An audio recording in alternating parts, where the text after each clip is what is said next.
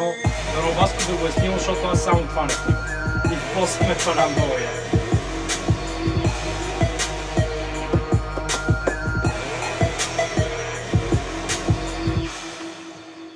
И така, вие сте с предаването Шъфъл, музика без ограничения. Специални благодарности, че Били Хлапето ни е на гости. Стига, бе, човек, постоянно.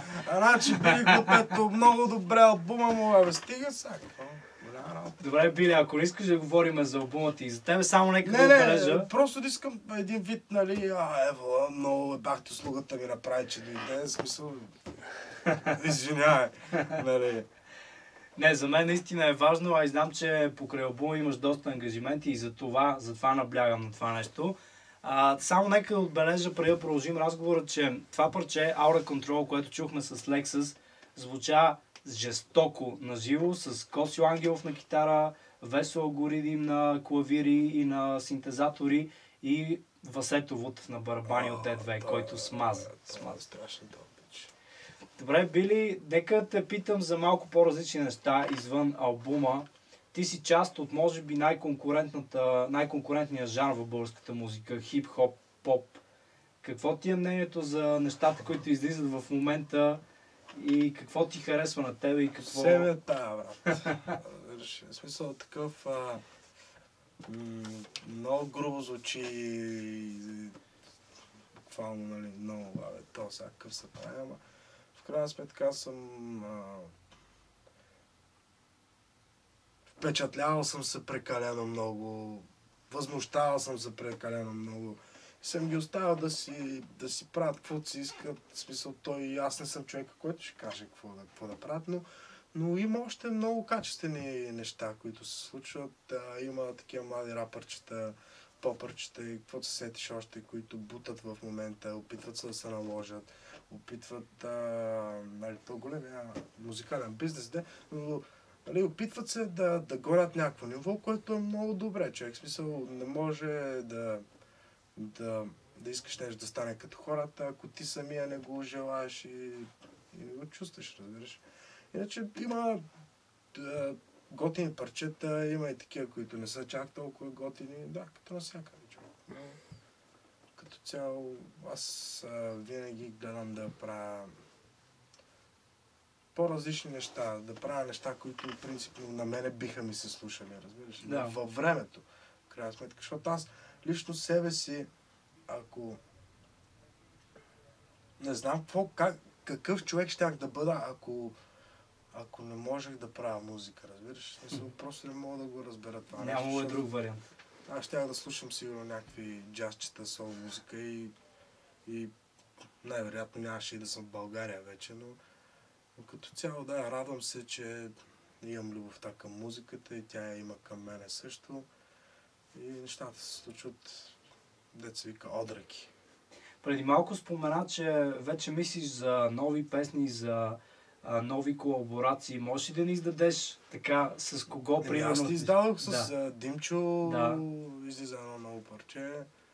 Много е брутално, човек. Брутално парче, казвам ти, смисъл...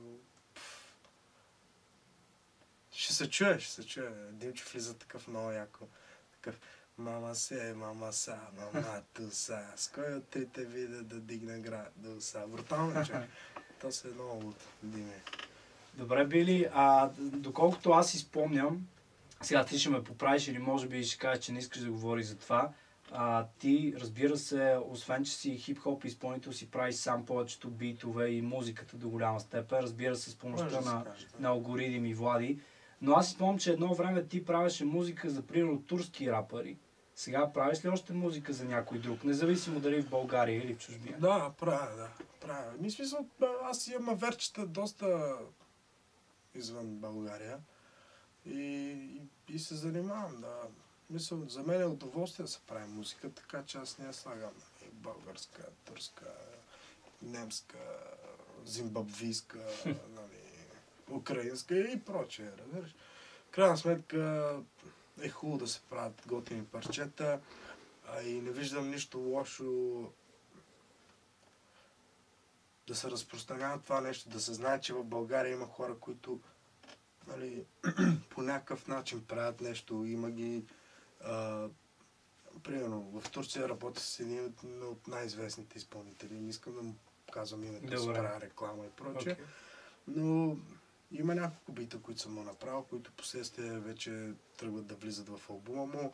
Отделно имам някакви, където вече са излязли и прочее и така нататък. Било то underground, било то overground. Нали, комерциално или който както иска да си го нарече. Важно е, високо като кажеш, откъде е то пич, който е правил Били Хопето, нали, примерно. Да. Откъде? От България. В смисъл България. И следващия момент, като примерно това, който е един от най-известните в тази държава, ще отиде примерно в Германия, ще седна да си говоря с Бушидо, ще му каже, чуй сега тук на момче, те. И в смисъл, той ще чуе, че в България има някой, който се занимава, разбираш, къде е, извиняй, къде е България, и в крайна сметка трябва да тук интриги и тъпоти, колкото си искаш, обаче в крайна сметка трябва да се прави нещо, за да изглежда, че отвън да изглежда, че всичко е наред, защото нали, то навсякъде има търкания и прочее, ама тук сме Васко Теслата беше казал едно нещо, братче, в смисъл феновете станаха повече от рапърите, разбираш? В смисъл, по-скоро не, гледайте. Рапърите, в смисъл, повечето фенове, които слушаха хип-хоп, станаха рапъри, разбираш? Да. Това беше казал и е много прав. Но няма нищо лошо в това, човек. Така ще се разбере, нали, в крайна сметка, ако си достатъчно надъхан, можеш и прочее, дадено ти е по един или друг начин да се занимаваш с това нещо, няма нищо лошо да се докажеш. Било той да си на 16-17 години, защото аз познавам някакви момчета, където пръскат, разбираш ли. Мисля, фаща микрофона на фристайл, тък, и си викаш, нали, ева, разбираш ли. И аз, принципно, гледам да помагам и на такива малки изпълнителчета. По-скоро да им прати един бит, да запиши тук, такова да се надъхват. Защото в крайна сметка ти за тях си нещо, разбираш, нещо, което си постигнал. Ти най-малко си по-успял човек. Нали, за тях това е така, в крайна сметка, нали, всички сме хора. Така, няма значение. И гледам да помагам, за да може да се надъхват, за да не се отказват, защото имам прекалено много неща, които биха те отказали. Принципно в една песен, там Сявката дългия бяхме записали, бях казал, че нали, даваш, ама като даваш, човек, като искаш и така нататък, не знаеш какво ще ти се вземе и какво ще ти се даде. В крайна сметка, затова си следваш сърцето и напред, разбираш, в крайна сметка не съм очаквал, че като вляза в някакъв в тия среди ще се нагледам на такива тъпоти. Има и много свестни хора от изпълнителите, но има и някакви, където са, брат, че мисля, буквално отдавна са забравили любовта си към музиката и то вече се личи, разбираш. То вече така изтъркано звучи и те отпадат. То пак казвам, то не е някаква голяма гилдия, било то хип-хоп, естрада, няма значение. В България говоря като цяло.